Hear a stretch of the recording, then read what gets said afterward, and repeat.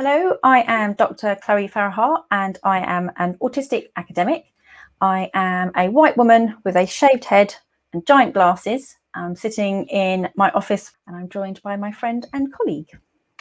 Hi, my name is Annette Foster and I am also an autistic academic, an artist, and I've just completed my viva of my PhD. So I am a blonde, blue-eyed, middle-aged woman with long hair and a ponytail, and I'm wearing a bright blue shirt and sitting in a room that's quite pale because you're just looking at the door. And we are here to present the Farahar and Foster three-dimensional autistic space framework, which is reconceptualizing the spectrum to include all autistic people. Okay, so in 2018, Annette and I were doing a lot of discussion about autistic things because that's what we do. And we were getting very frustrated with a lot of the narrative around autism. So we were getting frustrated with this sort of skewed female to male ratio within autism research, within the diagnostic processes and assessment, and within public understanding of what autism and autistic experience was or is. And so that we have continuously seen a male bias, this understanding or this perception that autistic people are male. And so we're getting very, very frustrated. We also saw that this was largely driven by the myth that autism is an extreme male brain. And even when we started to see more female women and children being recognised as autistic, it was still being gendered that we must have an extreme female brain if we were autistic and also female. So we were still seeing this very misguided concentration on biological sex in relation to autistic experience, which is very problematic because there really isn't a definitive biological male sex brain versus a biological female brain. So it doesn't really make sense to kind of base a whole understanding of autistic experience on this erroneous assumption of extreme male brain and extreme female brain. We also, Annette and I, getting very frustrated in seeing binaries used continuously in relation to being autistic. So binaries used as subtypes, for instance, this idea of male versus female, severe versus mild, Asperger's versus autism, and high versus low functioning. So we kept seeing these binaries everywhere that was really not helping the autistic community and not helping people understand autistic people. So we were also frustrated with the misunderstanding of the spectrum. So it was being misrepresented, not as a spectrum where we're all, as an autistic population, you know, variable and diverse as a population, but seeing our community as a binary continuum with this idea of severe versus mild and so on. And that really wasn't demonstrating or representative of the autistic person and their development and growth. So in terms of solutions, what Annette and I were discussing was trying to de-gender the conceptualization of autism. We wanted to more accurately represent the diversity of autistic experience, where in the past it's been very much an outsider looking in at autistic people perspective. We wanted to better represent the reality of autistic development and growth across time, because what we were seeing lots of people doing, which is when you understand that somebody's autistic, it's almost like we become frozen in time, which we don't tend to do with non-autistic people. We don't imagine that the person we see in front of us is never going to change or develop or grow in their own individual way. And that was really problematic because actually when we used to have subtypes in the diagnostic manuals, which we don't now, but a third of cases where an autistic person was subtyped as a particular type of autism, that wasn't representative of them when they were an adult later. And so we were seeing, well, that we're very varied and we develop and grow. And we feel that we've lost it. We've lost the spectrum. It doesn't mean what it was supposed to mean, which is the variability of an individual across time and the variability within the community. So the solution, the autistic community really was already looking at this even in 2018. We're talking about variability in autistic presentation and the experience without resorting to fixed binaries. So they were talking about things like internal and/or external autistic phenotypes on things like Twitter and within autistic blogs. and things like that. And ultimately, there's no such thing as a diagnosis of female autism or male autism, but there definitely are women, cis and trans, men, cis and trans, and non-binary people who are autistic. And that's really what is important. I mean, within the community, I've heard, people who have been diagnosed, as female autistic, but they are a biological male who identifies as non-binary. And for them, that was really confusing. They're like, what does that mean? And really quite problematic. So the autistic community is very well aware of this problem and are trying to come up with a solution. And that was something that, we really wanted to harness, I suppose, and develop a framework that could describe that experience. So everything that I'm talking about here are not binaries, and no one is just external or internal autistic. They're obviously moving at all times, and especially in relation to time. But we'll talk about that later. But the external kind of experience of being autistic are behaviors and experiences that are observable to others, non and or minimal being verbal, observable meltdowns or overwhelm, head banging, rocking, stims, etc. So kind of the idea of the stereotypical autistic person. When you think of an autistic person, that would be that external behavior. Now, the internal behaviors and experiences are more imperceptible to others. So it would be camouflaging or mimicking or masking socially acceptable stims. So you would either stim in a socially acceptable way, like biting your nails, because obviously that's something that a lot of people do. Or you would do something so small and minimal that it wouldn't be perceptible to a non-autistic person. And this ultimately relates to the extent that behaviors are observable by others. I think masking is a huge part of this, and is still there's not very much research on this. There's been a lot of discussion of this within the autistic community, and there's papers starting to come out. Farahar and Foster have expanded on this most useful concept of internal and external autistic experiences to create a three-dimensional internal-external autistic space framework. This outsiders looking in phenomena. So the research is looking from the outside and observing behavior. This kind of explains the lack of research and understanding of the core importance of sensory differences and the presentation of other genders. And I kind of think about it, like this. I've got a picture here of a person looking through a telescope up at the sky, and another image of stars, particularly bright stars, that are circled. And ultimately, I kind of think of it like this. Researchers were looking through these telescopes, and they were looking at, the brightest star in the sky, which I would say probably is the very observable of an autistic person. And by looking at that and researching that, one outliner have actually really not noticed that there's a whole sky of different types of autistic people. And yeah, maybe they've moved the telescope over to another bright star, which now they see as female phenotype autism. But that once again, they're missing that whole universe of autistic people. And historically, non-autistic outsiders have been looking into the autistic space, only seeing the more apparent or observable stars, planets, or satellites, and the classically autistic individual. We took then, I came up with the idea in the shower, as you do, they're the best places for ideas. And then I sat with Annette with my whiteboard, and I tried to explain what I had in my head, because we'd had these discussions and we were using and discussing autistic people ourselves in terms of what behaviors of mine are observable or observably autistic to other people, what internal experiences am I having that I can actually articulate, which obviously is not always the case for all autistic people. So we were using this quite a lot. And then we were saying, well, what is it that means that we change? What makes us more observable? What makes us less observable? And so we came up with a 3-dimension, so autistic space here. So if I explain what we have on the screen.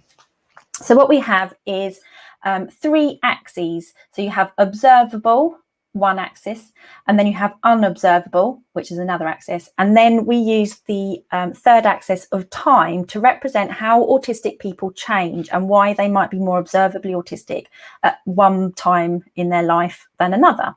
So we can use a hypothetical scenario of somebody here. So we've got somebody who at the age of 5 in our autistic space, which we literally imagine as outer space, and we're all autistic planets out there. So here we're zooming in on a very small section, and we're looking at one individual across time. So when they are 5, they are quite observably autistic. They're a nice bright star or planet, and they're very observably autistic to other people. So maybe they might start to be recognized as autistic, but then maybe for numerous reasons, perhaps peers or society or the environment makes them feel very uncomfortable being their autistic self, and so unconsciously they start to mask potentially, and so their autistic observability declines, and maybe at age 15 they're really not that observably autistic to outsiders at all, and they get missed in terms of being discovered as an autistic person. Maybe then at age 35, for instance, this individual realizes, I've always felt different. What's different about me? Maybe they've been misdiagnosed with lots of other things, which is quite common for autistic women and girls. For instance, you just have extreme anxiety and so on, but that never really explains enough about their behaviors and how they feel, and realize they discover that they're autistic.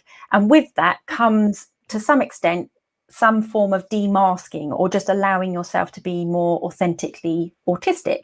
So you become more observably autistic as a planet in this space, but not quite as much as when you were 5 maybe.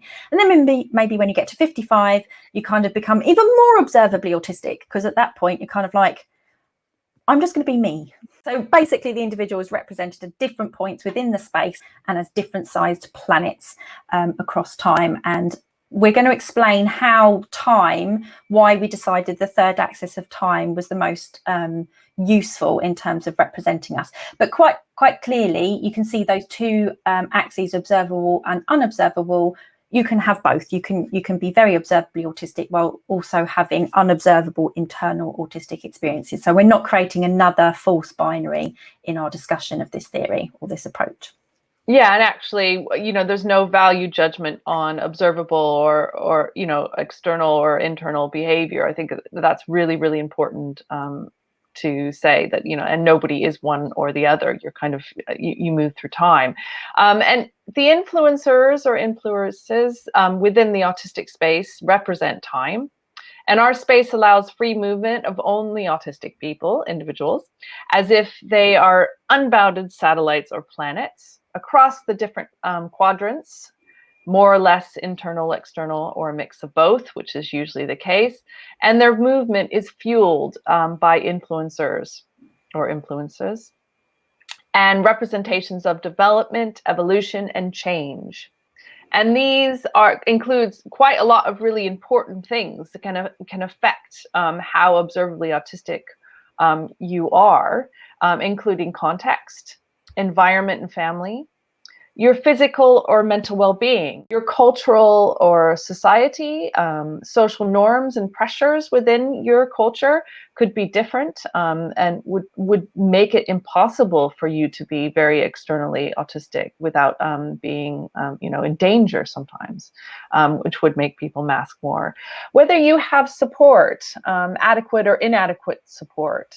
Obviously, a lot of autistic people kind of say, why did I thrive at that time? And you think, oh, actually, I was really well supported and I did well. And it also relates to gender, the social norms pertaining to such and not necessarily biological sex.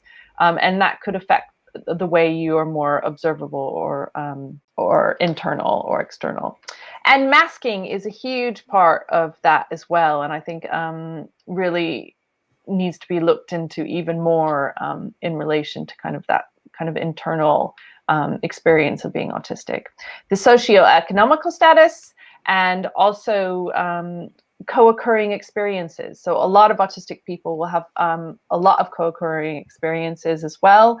I myself am dyslexic, dyspraxic. I have the ADHD. I'm also hypermobile, and those affect the way that I experience being autistic, and I project my autistic experience as well. And those all obviously change over time. Those aren't things that are stuck. And that's incredibly important, and one of the reasons why autistic people shouldn't be judged based on just their childhood experience, because we all change over time. And we felt that actually time represented all of these things, and then you could start to pick those things apart once you work out how observably autistic somebody is. And so what we have on the screen now is an individual in our autistic space, but it's across a day, whereas mine before was across a lifetime. Yes. So a lot of times people say, oh, you think your child is autistic. A lot of times autistic people who have children, because a lot of times that is the case.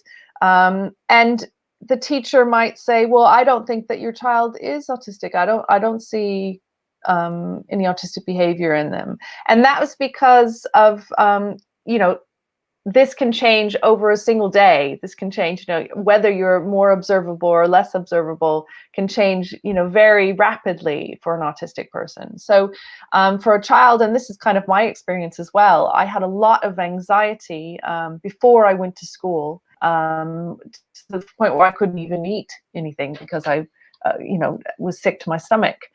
So you'd be more observable possibly in the morning before, you go to school.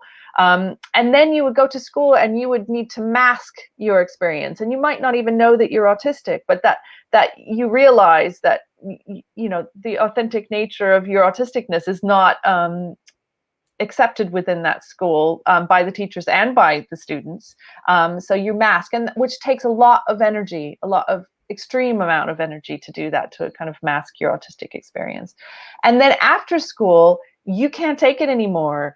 You've gotten to the point where you can't mask anymore. Also, that your parents and your family will accept your authentic self to a certain extent, and therefore you become more observable, and you're also, to a certain extent, just exhausted and overwhelmed, and more likely to have things like meltdowns when you come home from school.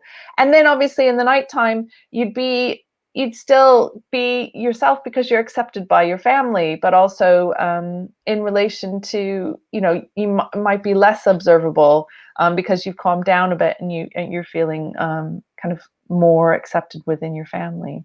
And more regulated. And this was so important as well, that we've demonstrated this before, and families felt it really useful, because schools and so on will say, well, we're not seeing the autism, if you like, in quotation marks, at school. It must be a problem at home if they're melting down when they get home.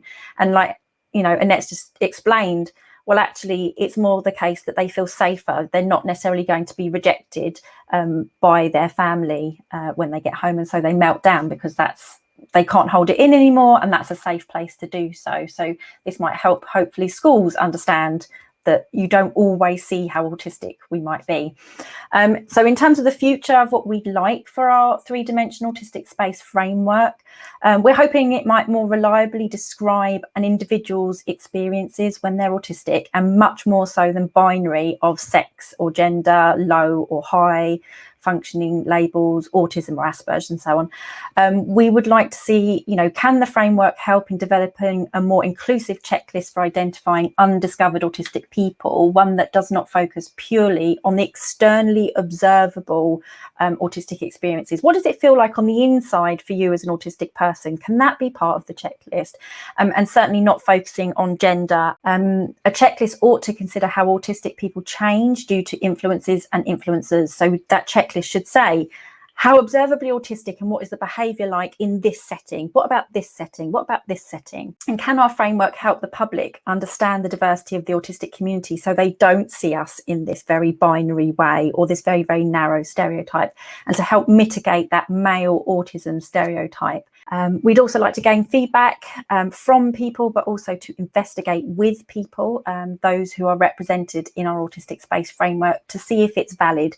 Is it valid empirically, but more importantly, importantly, do autistic people feel that they're being represented in that space? That's actually very important to Annette and I. Not just does it work for us as researchers, does it actually work for autistic people to see themselves represented in our 3-dimension space? It's a very quick whistle-stop tour of our idea. So thank you very much. Thank you.